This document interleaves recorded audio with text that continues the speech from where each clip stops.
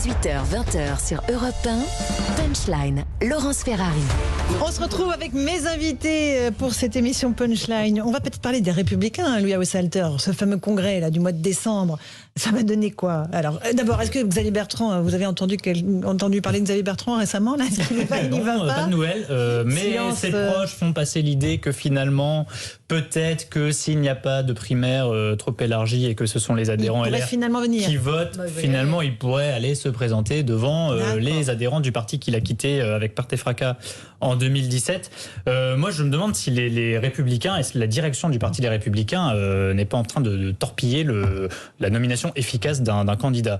Je vous dis pas que faire une primaire, c'est formidable. Évidemment que la primaire de mauvais souvenir 2016, de la dernière. Voilà. Oui, mais plus lié à la personnalité des candidats et à ces casseroles, à mon avis, qu'au processus de primaire. Mais il y a deux théories à droite. L'une explique que tout est de la faute de la primaire. Moi, je ne pense pas du tout. En revanche, je pense que tout ça est très improvisé. C'est-à-dire qu'à chaque fois, on apprend au milieu de la semaine ce qui va passer à la fin de la semaine.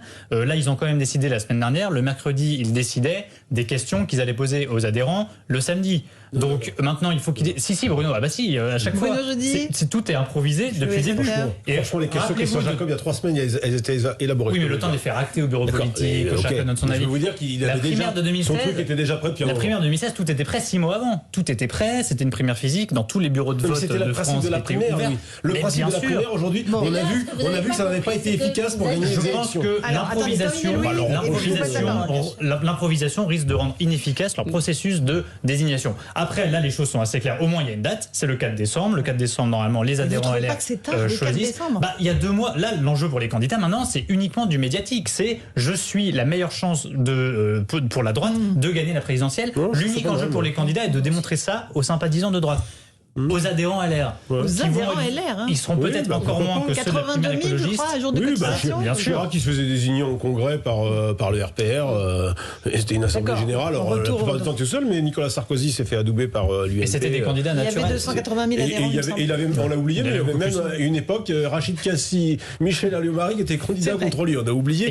Moi, je crois que c'est pas si mal que ça, la solution qu'a trouvée. Solution congrès. Je trouve que c'est pas si mal que ça. C'est une stratégie qui peut, en tous les cas, éviter les 2 candidats, parce que c'est quand même ça l'idée. Donc si Christian Jacob aboutit à une seule candidature, il aura réussi un pari quelque part qui était qualifié d'impossible il y a encore 3 mois. Isabelle Saporta. Moi, je trouve que celui qui a parfaitement réussi son pari jusqu'à présent et qui fait un sans faute, c'est Xavier Bertrand.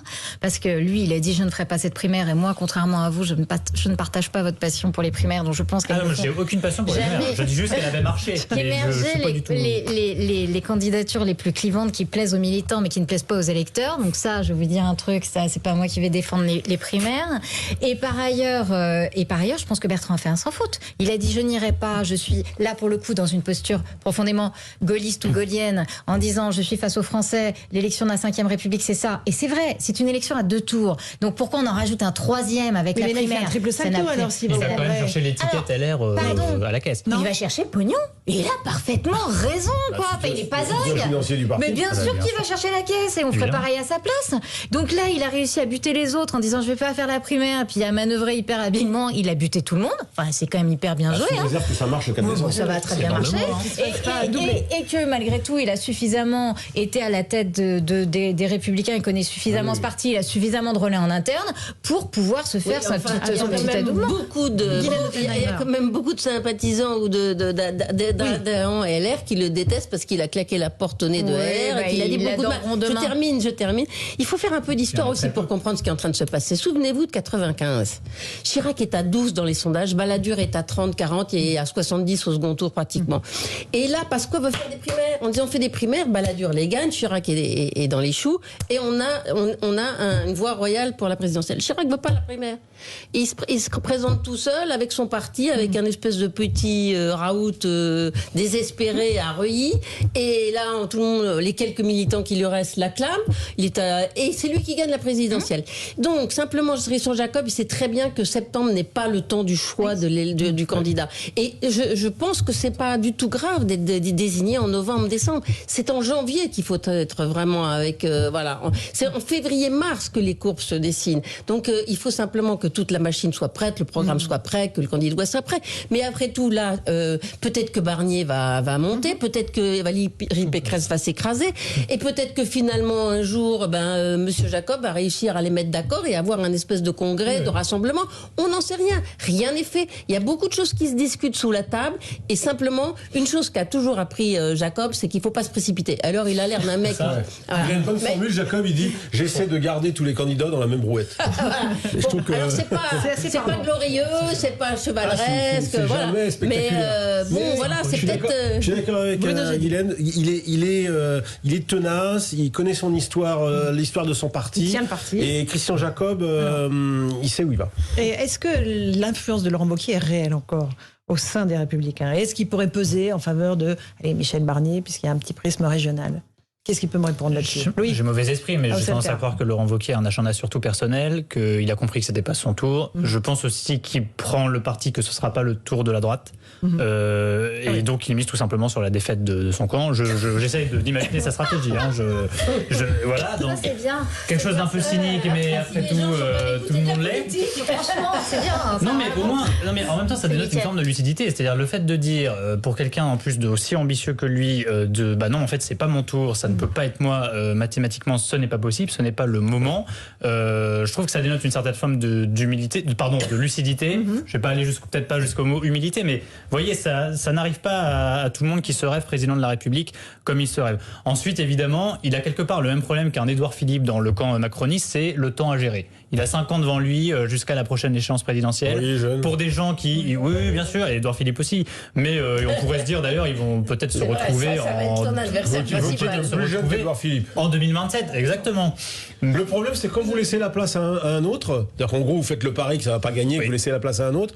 On a souvent vu dans d'autres situations que celui qui prend la place, il la garde et parfois il peut même gagner. Donc pour Wauquiez, il y a quand même une part de risque. Je crois qu'il a fait ce choix contraint et forcé, ça ne l'a pas amusé. Il aurait tellement aimé avoir un peu plus de temps pour renaître de ses cendres. L'élection régionale a certes été positive et très positive même, mais pas suffisante pour redresser une image qui était quand même très abîmée dans l'opinion. Et il n'a pas changé de caractère. C'est-à-dire qu'il n'a pas fait la vraie analyse de pourquoi il a été rejeté.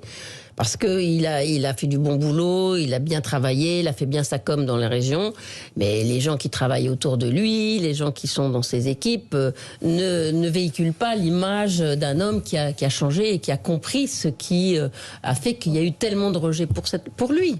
Est-ce que l'un d'entre vous exclut le fait que Xavier Bertrand ne sera pas dans cette primaire? De cette primaire, de ce congrès, pardon.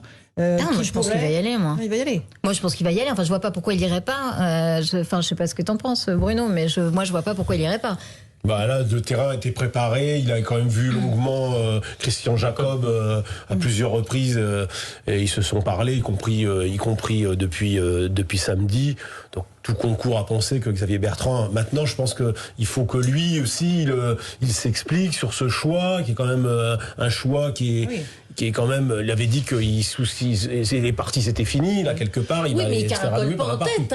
Il est quand même 15, c'est pas mal. Enfin, il est 2-3 points seulement devant. Il n'a pas plié le match, sinon je crois que... Donc, il a besoin d'un sursaut, il a besoin de s'appuyer sur une machine. Il va falloir le dire, trouver le bon moment aussi pour le faire. Donc là, il y a quand même... À quel moment il peut le faire, quoi, c'est-à-dire que le bureau politique, c'est le 6 octobre. Donc, entre maintenant et, on va dire, le week-end prochain, là, il va falloir quand même qu'il s'exprime. Je trouve que ces tweets, là, le soir de la décision... La fête des haricots à Saint-Quentin.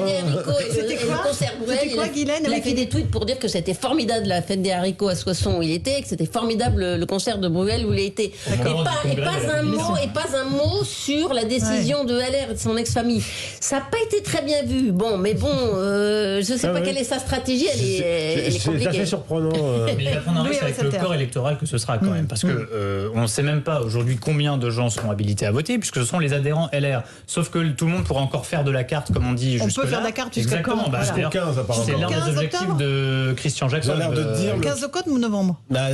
Moi, j'ai compris le 15 novembre. Donc jusqu'à tard. Donc là, la campagne, ça va être du recrutement d'adhérents. Christian Jacob dit que ça risque d'être autour d'un gros gros 100 000 adhérents. C'est pas beaucoup quand même. C'est pas beaucoup et ça te donne du coup plus beaucoup de valeur au sondage qui met Bertrand 2-3 points devant Pécresse. La fameuse étude qui a été faite par LR, par l'IFOP, elle montre que sur les sympathisants de droite en général, Xavier Bertrand est en avant sur la plupart des items, mais quand on prend juste les sympathisants LR, Valérie Pécresse match et même Barnier arrive devant sur le nombre de critères. C'est ça qui doit réfléchir, Xavier Bertrand, quand même, Isabelle Saporta, à la façon dont il va présenter les choses et sûrement, écoutez, de toute façon, sûrement, mais je vois pas bien comment il peut se passer de cette case-là. Il ne peut pas y avoir 2 candidatures de droite. Là, ça n'aurait, 3, 4, moi, je sais pas combien, parce qu'on fait à 2, si t'as Zemmour, Le Pen, Bertrand, tu vois. Donc ça, je pense que ça n'a pas de sens. Et je pense que, moi, je le vois. Ils veulent gagner les LR, donc à mon avis, ils vont quand même désigner celui qui sera le plus en situation. Et par ailleurs, moi, je le vois comme un habile manœuvrier. Je suis désolée, moi, je pense que la primaire, c'était bien joué de pas la faire, et je pense que là il est en train quand même de jouer tous ses relais à l'intérieur du parti pour réussir cette OPA sur le parti. Donc les adhérents, ils ont envie de gagner. Donc si on leur montre vraiment que Xavier Bertrand est celui qui peut l'emporter, et c'est le sondage du JDD ce week-end sur lequel s'appuie Xavier Bertrand pour dire là j'ai un boulevard là. Allez, merci beaucoup à tous les 4 d'avoir participé à ce débat dans Punchline sur Europe 1.